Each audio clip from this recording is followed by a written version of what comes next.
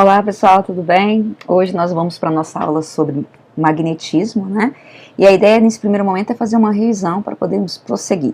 Então vejamos o que nós aprendemos até então. Sobre o magnetismo, o que o magnetismo estuda, né?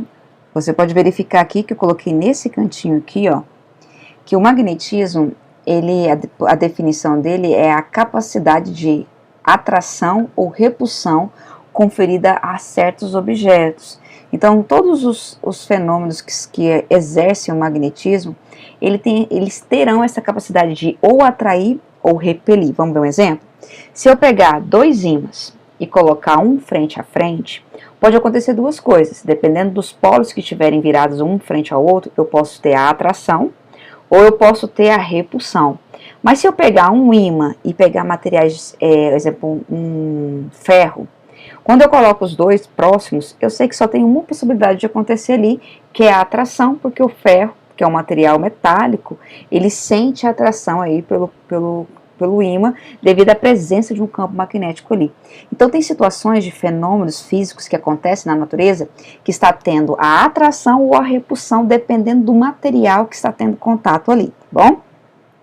Dentro do magnetismo, nós sabemos que existem alguns tipos de materiais, então olha para cá, nós temos alguns ímãs que são fakes, ou seja, eles têm aquela capacidade de atrair ou repelir, mas não vieram de forma original, ele foi conduzido para ter aquela propriedade de atrair corpos próximos a ele. Um exemplo, nós temos ímãs que são imantados, que são chamados de ímãs permanentes, que são aqueles ímãs que os elementos que os constituem, eles são organizados, as partículas dentro que constitui aquele lá, está tudo separadinho, norte para um lado, sul para um lado. Então eles são ímãs que vão manter aquela capacidade de atrair os corpos de forma permanente.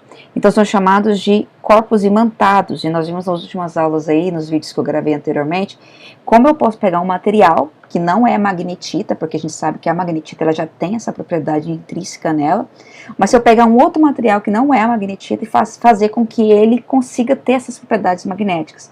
Nós dizemos que o processo que nós vamos estar fazendo é a imantação. Então, corpos imantados são corpos que acabam ganhando a capacidade, né, de atrair materiais ferromagnéticos próximos a ele, mas que não foi de origem, eles foram induzidos para ganhar aquela propriedade. E eu tenho os materiais não imantados, que são chamados de ímãs temporários, que eles têm aquela propriedade magnética, mas não é de forma permanente, né? Eu consigo, por um intervalo de tempo, ter aquela propriedade. Passa aquele intervalo, eu já perco toda a propriedade magnética do objeto. Outra coisa legal que nós vimos aí nas últimas aulas, lembrando que a gente está fazendo um mapa mental aqui, um resumão do conteúdo, é que o campo magnético, né, ele atua em objetos ferromagnéticos, que são cobalto, níquel, ferro, materiais constituídos dessa liga. E o campo magnético, ele tem dois sentidos. Ele tem um sentido que é externo ao ímã e interno ao ímã, né? Se você for observar, imagine que aqui, ó, eu tenho um ímã. Bem nessa parte aqui é um ímã. Desse lado de cá, eu tenho o norte e do outro lado eu tenho o sul. Então observa, nesse ímã, onde as linhas de campo estão saindo olhando de fora, sem olhar lá dentro do ímã, olhando de fora, as linhas de campo saem do norte e chegam no sul. Mas se eu olhar agora para dentro do quadrado, eu vou verificar que as linhas de campo estão entrando, chegando no sul e indo por dentro do ímã, caçando o norte. Então o campo magnético, ele tem dois sentidos, o externo, que é do norte para o sul, e o interno, do sul para o norte. Quando nós estivermos presenciando aí um ímã que tem o formato de um U, você vai lembrar que todas as linhas de campo que existem aqui dentro deles, eles estão espaçados de forma igual, ou seja, a distância entre as linhas são as mesmas. Então, em qualquer ponto que eu pegue aqui, exemplo, eu fiz essas linhas aqui, imagine que eu peguei um ponto aqui e eu peguei um outro ponto de cá. Qualquer um desses pontos que eu venha pegar vai ter o mesmo campo magnético que nós chamamos de B. Por que que isso acontece? Porque nesse caso, o campo magnético ao redor desse ímã que é formado aqui como se fosse um U, né, nós dizemos que nós temos a presença de um campo magnético uniforme. Então, toda vez que o exercício fala assim, considere que o campo magnético é uniforme, quer dizer que as linhas de campo dentro dessa região, ela tem a mesma distância, então não vai ter pontos mais intensos de campo magnético. Lembra que eu falei para vocês que quando eu olho para a figura, quanto mais perto as linhas de campo estiverem aqui, maior é a intensidade desse campo magnético. Então, geralmente no ímã, essa parte aqui dos polos, as linhas estão bem juntinhas, indicando que a intensidade nos polos são intensas.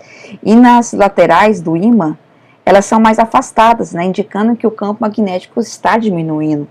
Mas aqui dentro não tem isso. Em qualquer ponto que eu pegar, as distâncias entre as linhas vão ser as mesmas, e em qualquer ponto que eu pegar aqui dentro, vai ter o mesmo campo magnético. Então, se eu tivesse uma partícula aqui e o campo fosse 10 Tesla, outra partícula nessa ponta de cá teria a mesma intensidade, porque o campo é uniforme. E aí, o que mais que a gente viu aí? Nas últimas aulas, nós falamos um pouquinho sobre campo